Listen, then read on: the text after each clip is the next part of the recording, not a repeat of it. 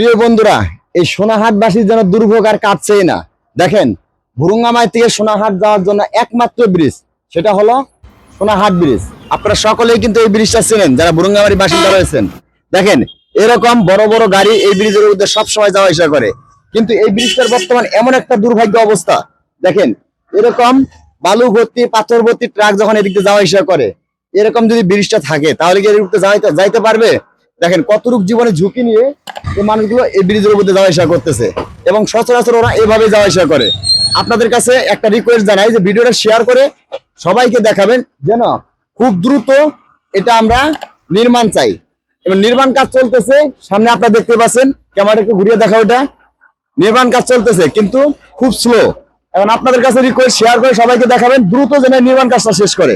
দেখেন একটা অবস্থা, এই ব্রিজটা এমন ভাবে মানে ভেঙে পড়ে মাঝে মধ্যে, মানে যাইতে যাইতে আসতে প্রচুর পরিমাণে ভয় লাগে।